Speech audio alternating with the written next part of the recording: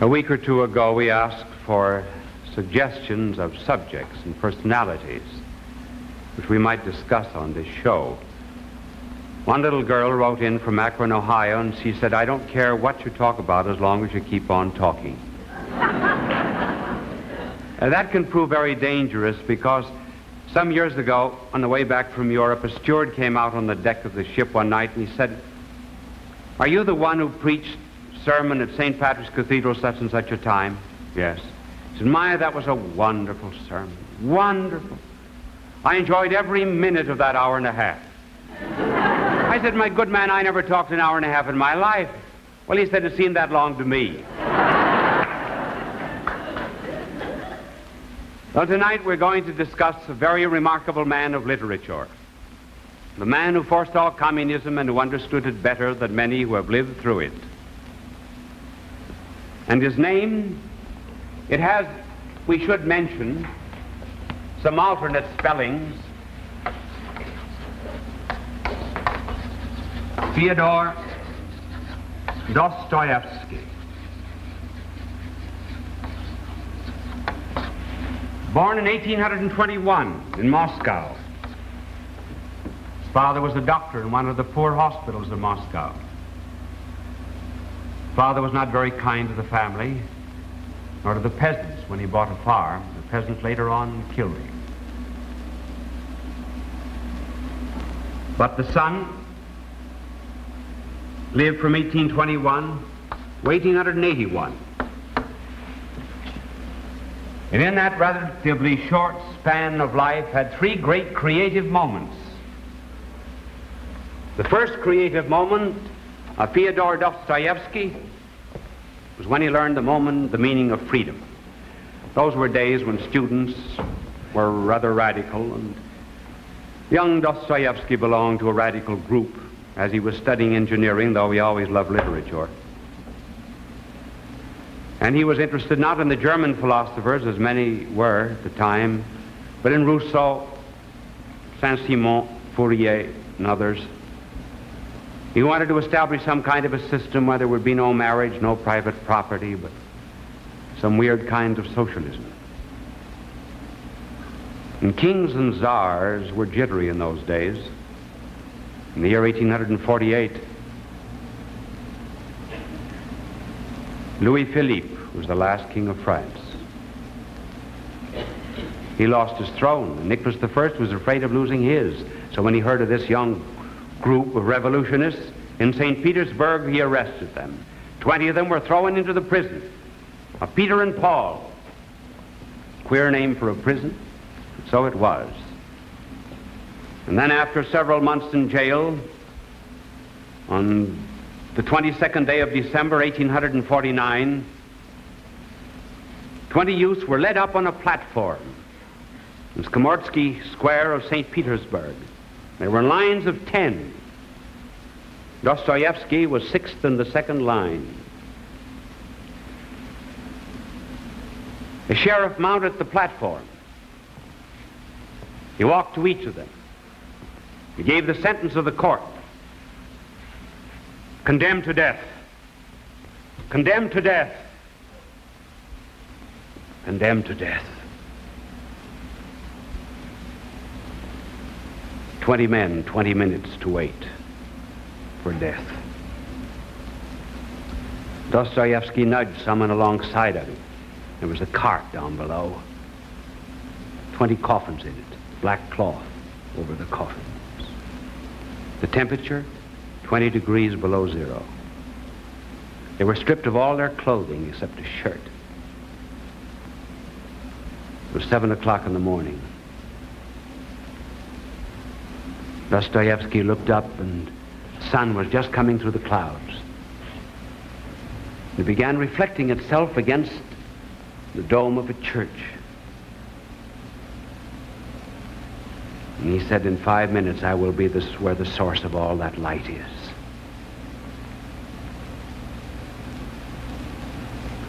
And then 1 minute more and he said, oh, if I could only live.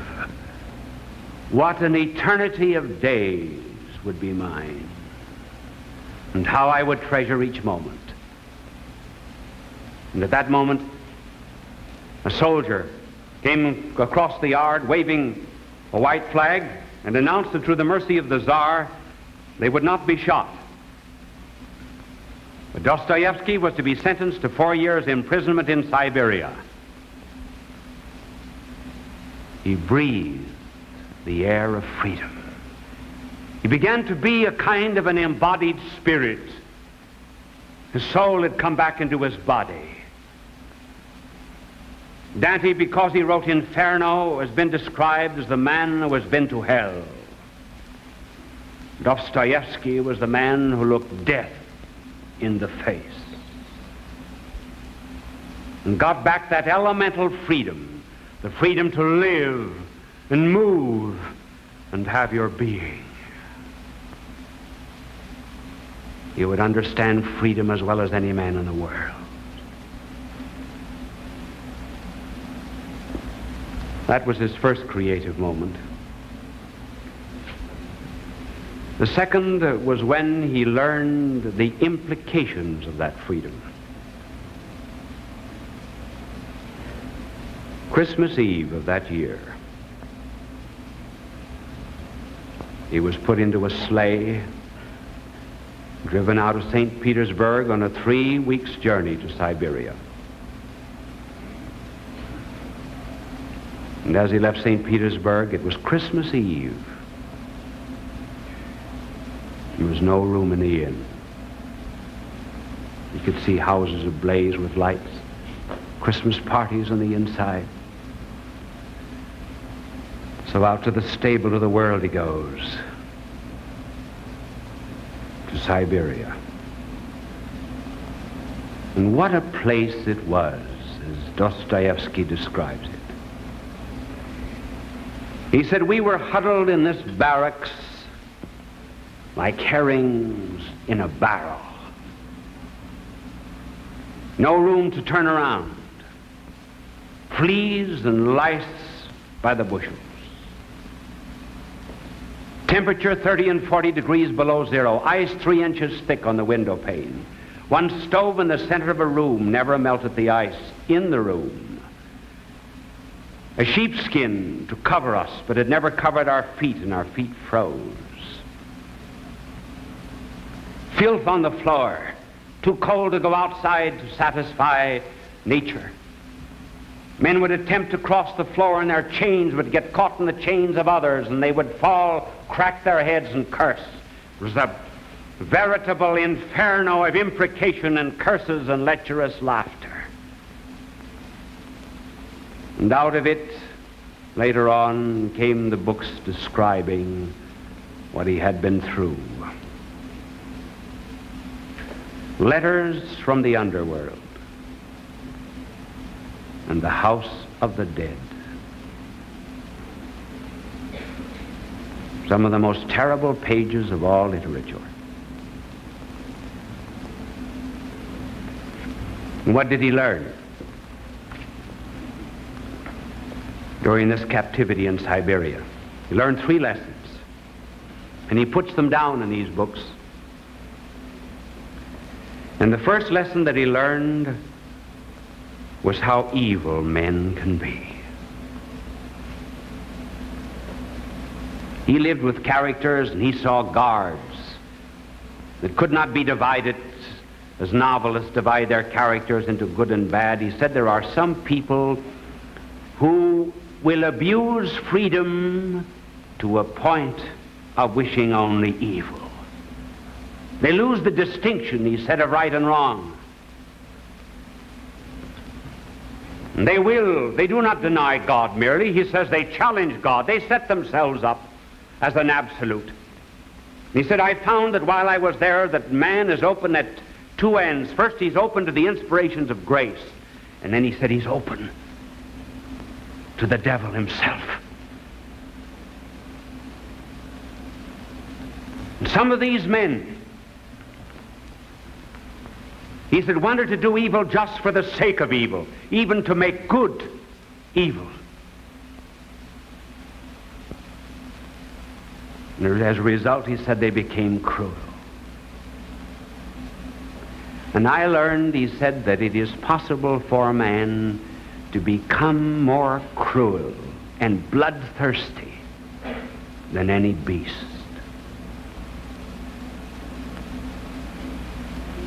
As one of the characters said, there are only two periods in history. One is our ascent from the gorilla to the death of God, and the other is from the death of God to the making of a new earth through communism. That was his first lesson, how evil men can be.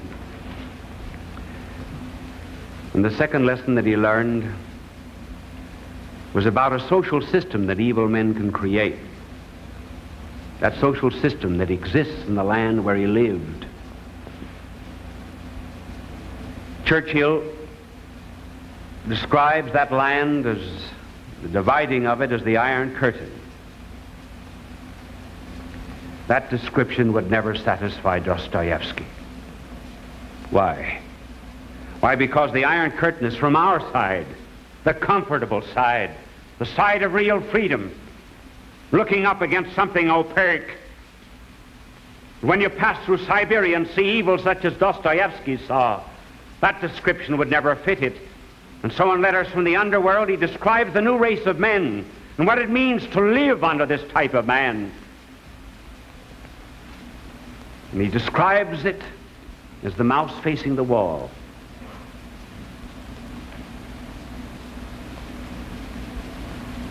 He said a mouse will ultimately come to the last wall, and he will gnaw, but he cannot get through.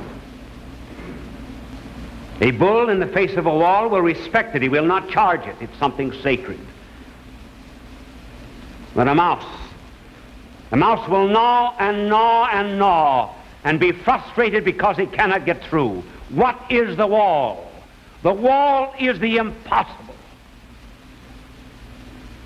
It is that social system under which men must live unto eternal frustration.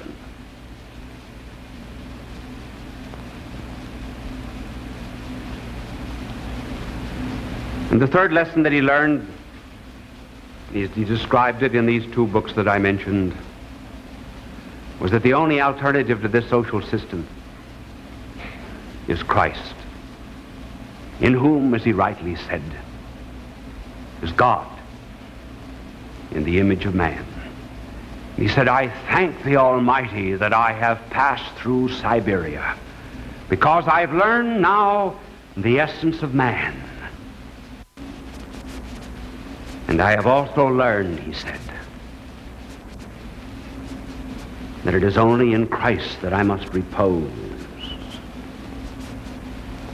And later on, when Belinsky, the atheist, would try to win him over to his atheism, Dostoevsky said in his own queer way, he said, Belinsky, he said, I would rather be wrong with Christ than right with you. Prison spoiled some men. It spoiled Oscar Wilde. He lost all of his creativity in prison.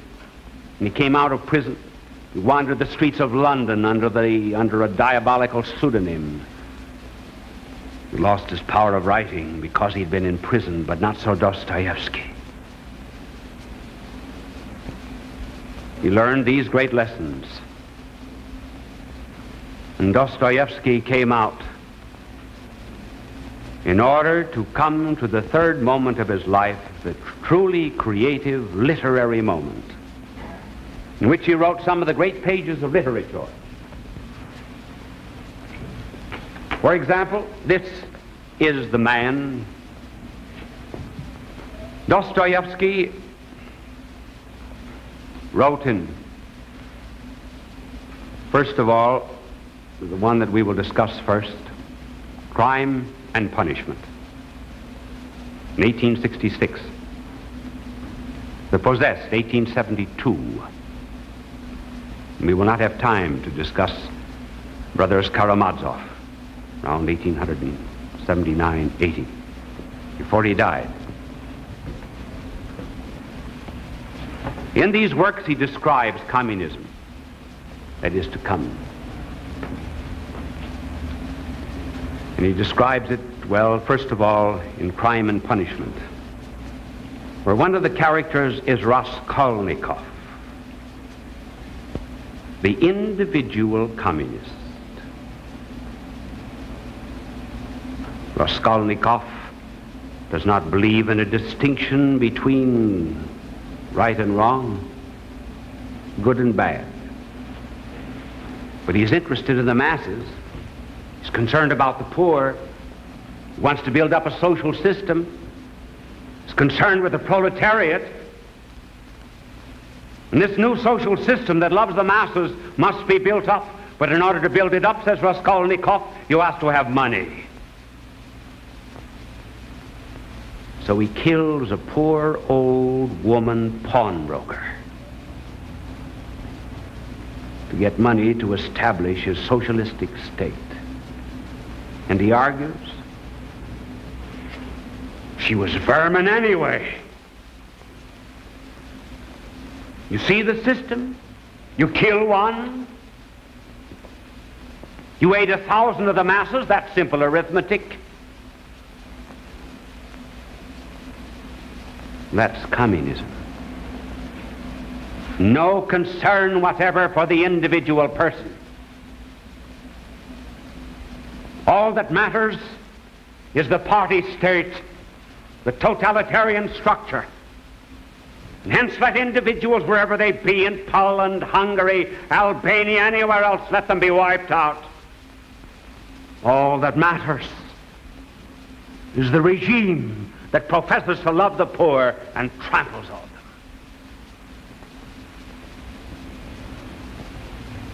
them. Dostoevsky's, then in his work The Possessed,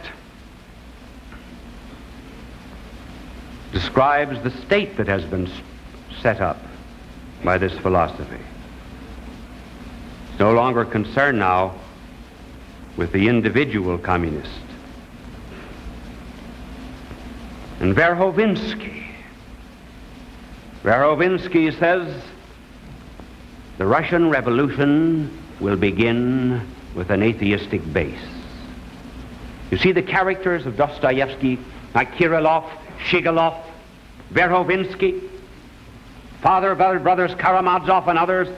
Oh yes, they're in pages. Here they are in The Possessed. But these men, you cut a page, blood comes out, and they walk across the streets of Russia. They're living characters, they just have other names. Stalin, Lenin, Bulganov, Bulganin, Khrushchev. He wrote about them, he knew them all. He lived through them, he saw it coming. And so Verhovinsky said the foundation will be atheism, and then he talks to Stavrogin, and he tells Stavrogin just how he must develop this system, and Stavrogin prepares for it. And so he violates a girl, and then after he's violated her, he locks her in a room, and there's a little opening in the door. As he sips tea, he can look at her until she goes mad.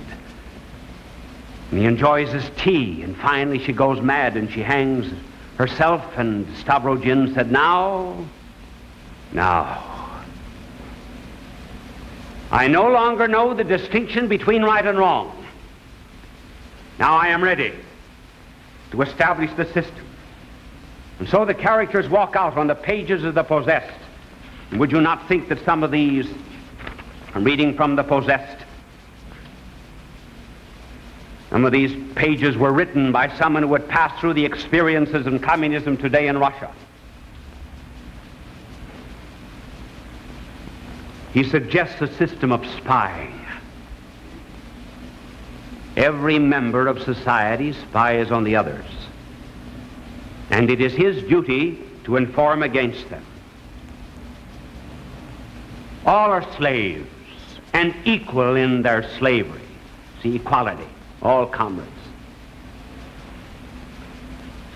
They will be banished and put to death. Cicero will have his tongue cut out. Copernicus will have his eyes put out. Shakespeare will be stoned. Slaves are bound to be equal. There never has been any freedom or equality without despotism, but in the herd, everyone will be equal. The moment you have family ties or love, you get the desire for property. We'll destroy that desire. We will make use of drunkenness, slander, spying. We'll make use of every incredible corruption. We'll stifle every genius in its infancy. We will reduce all to a common denominator, complete equality.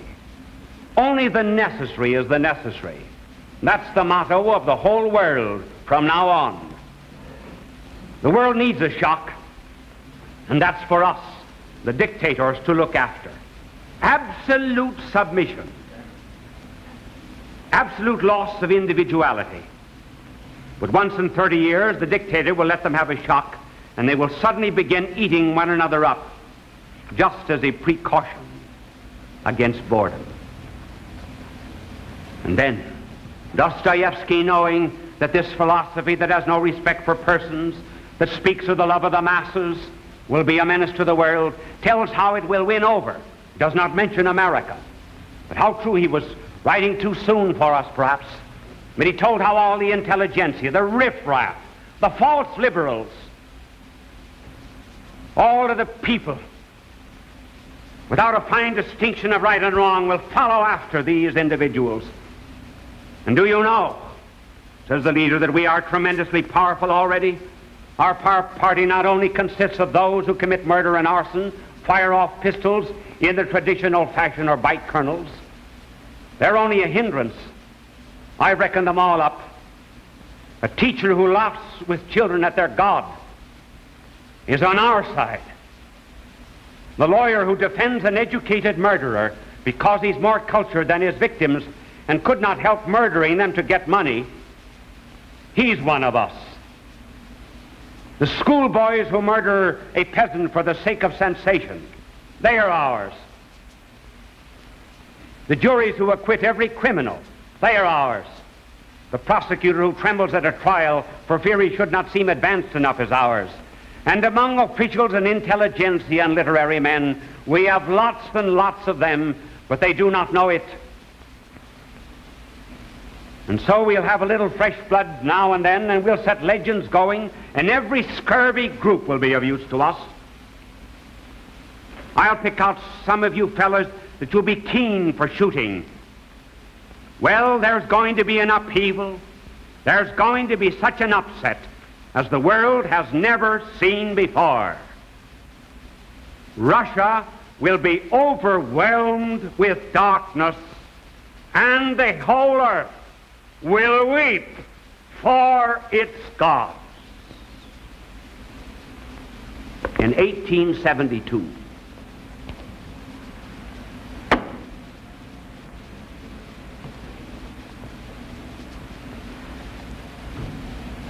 but did he despair? Though he knew the world would run after these Raskolnikovs and Shigalovs and Kirillovs? No, toward the end of his life, in the Journal of an Author, he wrote about a soldier, socialist soldier, who said he would commit the worst crime that one could ever commit. He would steal a host. And he stole a host, the Blessed Sacrament, and then said he would shoot it. And he leveled his gun, and he saw the image of Christ above him, and he knelt down in penance. And that, to Dostoevsky, is what Russia would do. It would one day recover its soul when it got rid of these individuals who had brought ruin upon it. And then on another occasion he said, remember the young man in the land of the Gerasenes who was possessed with devils, and the Lord drove the devils out of the young man into the swine, and the swine were driven into the sea? Dostoevsky said, that's my Russia. My beloved Russia, full of sores, putrefaction, foulness, corruption, full even of devils. But one day, these devils, the Shigalovs, the Kirillovs, the Raskolnikovs, one day these devils will be driven out of Russia. And they will be pushed back and back and back into the sea. And there they will be drowned, and it will be good enough for them. And Russia will sit at the feet of Christ and learn his gospel.